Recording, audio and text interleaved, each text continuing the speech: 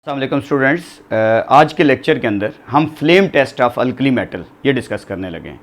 और जो flame test है ये मोस्ट इम्पॉर्टेंट इस लिहाज से है कि ये आपकी प्रैक्टिकल अप्रोच भी है। ये आपके जो प्रैक्टिकल्स होंगे उनके अंदर भी आपसे वाइवे में क्वेश्चन पूछे जाएंगे, यानी कौन से अल्कली मेटल यानी कौन से मेटल जो हैं वो फ्लेम टेस्ट देते हैं और कौन से नहीं देते, या why alkali metal give flame test, यानी तमाम मेटल्स के लिए ये क्या ज़रूरी है या कुछ मेटल्स देंगे या नहीं देंगे। तो इस लेक्चर के अंदर हम बहुत सारी चीज़ें सीखेंगे। अब हमारे पास इसमें अगर हम आएँ तो शुरू में कुछ चीज़ें मैंने आपके एक्सप्लेन करने के लिए लिखनी है कि फ्लेम टेस्ट क्या होता है। It is analytical procedure to detect the metal और मेटल आयन इन सॉल्ट।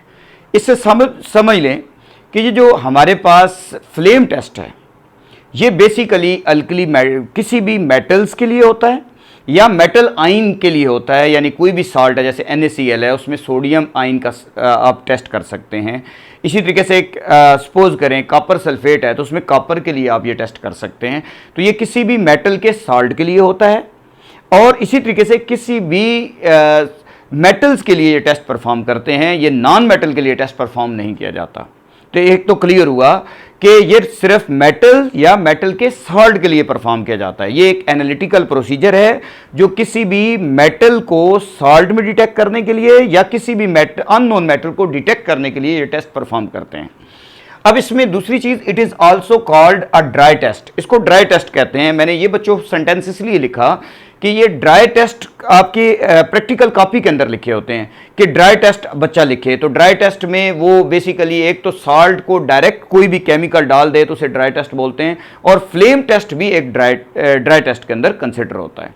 अब इसी तरीके से next, all metal do not give flame test. सारे मेटल फ्लेम टेस्ट नहीं देते। ये बहुत इंपॉर्टेंट चीज़ है, ये आपको एंट्री में भी काम आ सकती है कि सारे मेटल फ्लेम टेस्ट क्यों नहीं देते। नॉन मेटल के लिए तो ये परफॉर्म कर ही नहीं सकते, ये मेटल एटम के लिए या मेटल सॉल्ट के लिए आप परफॉर्म करते हैं। और अगर मैं आपसे कहूं कि सारे मेटल ये फ्लेम टेस्ट क्यों नहीं देते, तो याद रखें वो मेटल जिसकी आयनाइजेशन एनर्जी की वैल्यू लो हो और उसका साइज लार्ज हो वो ये टेस्ट दे सकता है। जैसे मैं कहूं why alkali metal give flame test, आप कहते हैं alkali metal have large size in periodic table. सबसे बड़े पीरियोडिक टेबल में सबसे बड़ा साइज जो है वो अल्कली मेटल का है और इनके आयनाइजेशन एनर्जी की वैल्यू सबसे लो है।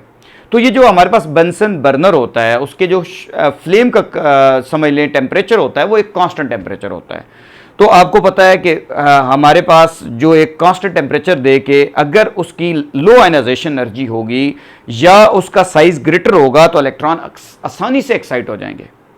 अगर उसका साइज छोटा हो या उसकी आयनाइजेशन एनर्जी हाई हो तो उस मेटल के इलेक्ट्रॉन को एक्साइट कराना मुश्किल होता है क्योंकि उसको ज़्यादा एनर्जी चाहिए और फ्लेम के पास इतनी ज़्यादा एनर्जी नहीं है कि वो उसके इलेक्ट्रॉन को एक्साइट करा सके, क्योंकि उसकी आयनाइजेशन एनर्जी की वैल्यू बहुत ज़्यादा हाई है। दूसरा, उसके अंदर साइज़ छोटा होने की वजह से इंटरमॉलिक्यूलर फोर्सेस यानी जो force of attraction between the nucleus and outer most electron है वो स्ट्रांग है। उस इलेक्ट्रॉन को एक्साइट कराना इम्पॉसिबल है। जब तक इलेक्ट्रॉन एक्साइट नहीं होगा तो डी एक्साइटेशन नहीं होगी। जब तक डी एक्साइटेशन नहीं होगी तो फ्लेम कलर नहीं आएगा। यही वजह है कि हमने लिखा है कि metal having relatively low ionisation energy and large size give flame test. इसीलिए अगर आपसे कहा जाए कि why alkali metal give flame test, तो मैंने एक लिखा है कि alkali metal give flame test due to low ionisation energy and large size. पूरे पीरियोडिक टेबल में जिन मेटल की आयनाइजेशन एनर्जी की वैल्यू लो है उनका साइज जो है एटॉमिक साइज लार्ज है, वो आराम से फ्लेम टेस्ट दे सकते हैं क्योंकि हमारे पास जो फ्लेम है उसको आसानी से टेम्परेचर दे के हम उसको आसानी से इलेक्ट्रॉन को एक्साइट करा सकते हैं। जब वो आसानी से एक्साइट करेगा तो डी एक्साइटेशन आसानी से हो जाएगी। जब डी एक्साइटेशन होगी तो जो बेसिकली कलर अमिट होता है वो बेसिकली हमें नज़र आता है। अब हमारे पास है जी प्रोसीजर क्या है फ्लेम टेस्ट को परफॉर्म करने का। सबसे पहले आपने प्लैटिनम या नाइक्रोम वायर यूज़ करना है। प्लैटिनम या नाइक्रोम वायर ही क्यों यूज़ करना है, एक तो बच्चों ये इसका अपना कोई फ्लेम कलर नहीं होता। प्लैटिनम या नाइक्रोम वायर, प्लैटिनम तो बहुत एक्सपेंसिव है, मोस्टली हम यूज़ ही नहीं करते, लेकिन जो नाइक्रोम वायर है ये हम बच्चों को आमतौर पर यूज़ करा रहे होते हैं। और इसकी वजह यह है कि इसका एक तो इनका अपना कोई फ्लेम कलर नहीं है। फ्लेम पे ये कोई कलर नहीं रहते। वजह क्या है? आपको पता है कि इनका साइज़ जो है वो हमारे पास उस लिहाज से जो है इतना लेफ़्ट से राइट साइज़ डिक्रीज़ करता है, तो इतना बड़ा साइज़ भी नहीं है अल्कली मेटल के कंपैरिजन में। दूसरा, इनके आयनाइजेशन एनर्जी की वैल्यू भी बहुत ज़्यादा हाई है, तो इस फ्लेम के ऊपर हम उनके इलेक्ट्रॉन को एक्साइट नहीं करा सकते। यही वजह है कि प्लैटिनम या नाइक्रोम वायर को हम फ्लेम टेस्ट में यूज़ करते हैं, क्योंकि इनका अपना कोई फ्लेम कलर नहीं होता और इनकी आयनाइजेशन एनर्जी की वैल्यू बहुत ज़्यादा हाई होती है as compare to alkali metal. और फिर हमने क्या करना है कि हमने उस प्लैटिनम वायर या नाइक्रोम वायर जो भी हम यूज़ करेंगे उसको क्लीन करेंगे। Clean it by dipping in hydrochloric acid, concentrated hydrochloric acid के अंदर उस प्लैटिनम या नाइक्रोम वायर को आपने डिप करना है। और फिर आपने क्या करना है, जाके फ्लेम पे इसको रखना है। जैसे ही प्लैटिनम वायर को फ्लेम पे रखेंगे, अगर कोई कलर आ रहा है तो इस प्रोसेस को आप रिपीट करेंगे अगेन एंड अगेन अनटिल के जो हमारे पास नाइक्रोम वायर है या प्लैटिनम वायर है इसका अपना कोई कलर ना आए, यानी जो फ्लेम का ओरिजिनल कलर है वो बरकरार है। तो इसलिए मैंने लिखा कि repeat until wire does not give any colour. आपने उसको उस वक्त तक रिपीट करना है जब तक कि जो नाइक्रोम या प्लैटिनम वायर जो भी होगी वो बेसिकली अपना कोई कलर ना दे, यानी उसके ऊपर कोई सॉल्ट डिपॉजिट है या जो चीज़ है वो कंप्लीटली तौर पे रिमूव हो जाए।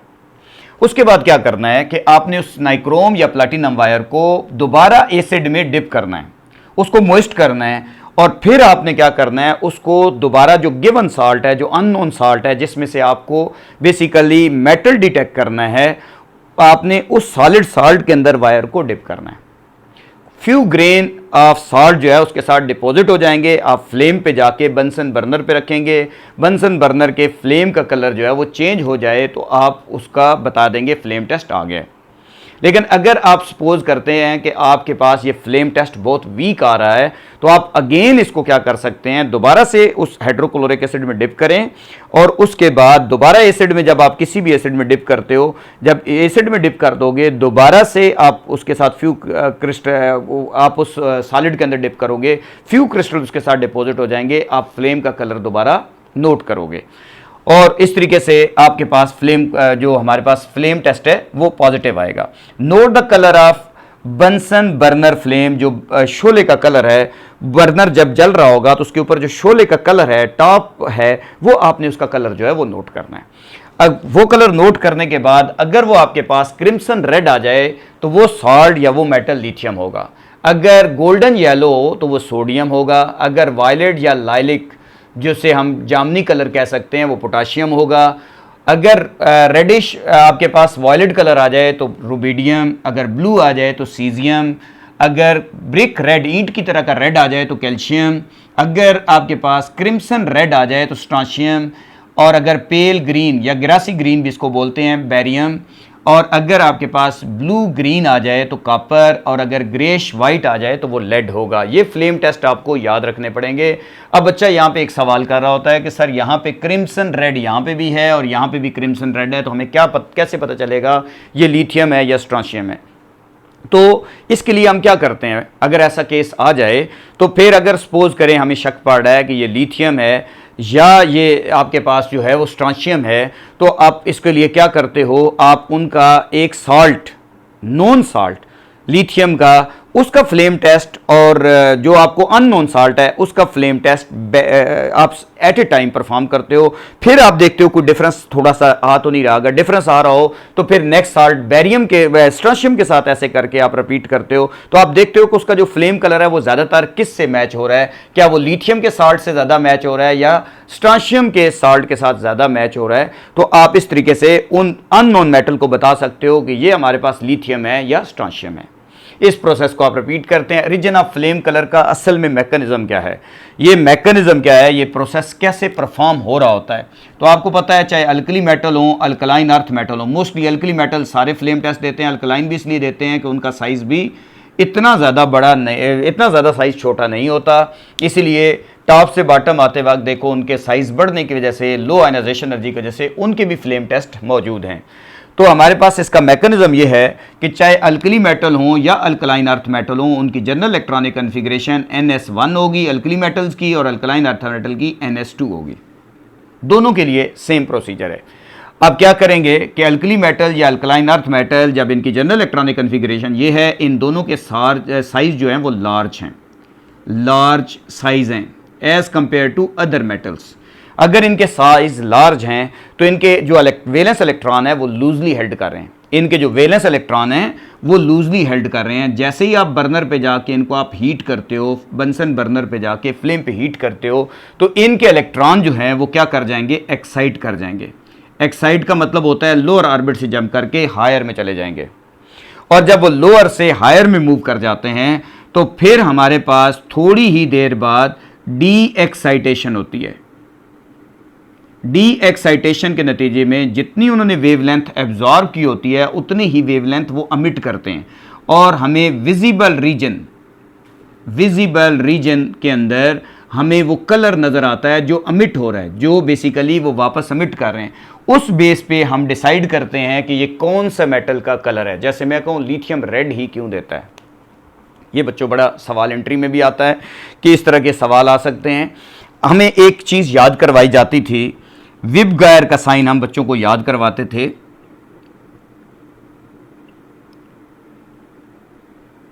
ये हमारे पास है, इसके लिए एक हम चीज़ याद करते थे, विबगायर का मतलब यहाँ पे मुख्तलिफ स्पेक्ट्रम जब आता था तो बेसिकली ये भी एक स्पेक्ट्रम ही है।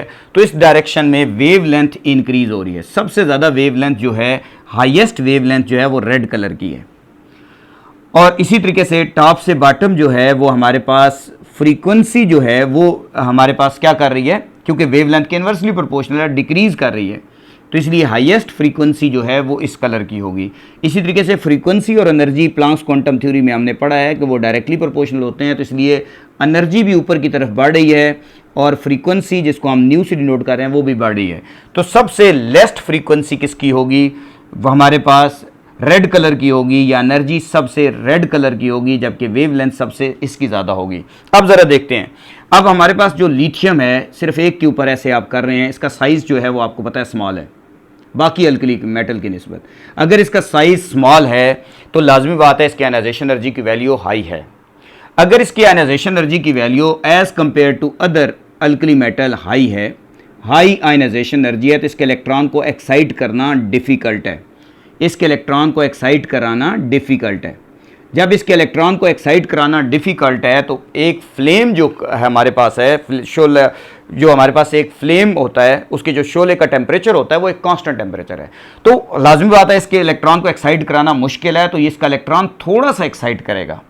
अगर इसका इलेक्ट्रॉन थोड़ा सा एक्साइट करेगा तो लाजमी बात है उसने कम एनर्जी एब्जॉर्ब की, कम एनर्जी एब्जॉर्ब की तो कम एनर्जी एमिट करेगा।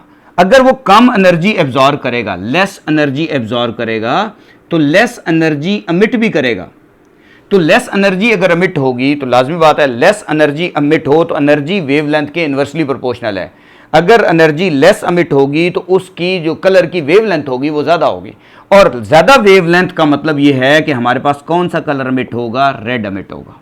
इसलिए ज़्यादा वेवलेंथ जितनी होती जाएगी हम नीचे की तरफ चलते जाएंगे। अब मैं आपसे कहता हूँ कि वायलेट कलर, ये हमारे पास जो है, ये हमारे पास इसमें आ जाएं तो यहाँ पे हमारे पास बेरियम वगैरह या ये रुबिडियम वगैरह के वायलेट कलर क्यों आ रहे हैं या इस रेंज में क्यों आ रहे हैं, क्योंकि हमारे पास आपको पता है कि इनके साइजेस बहुत लार्ज हैं।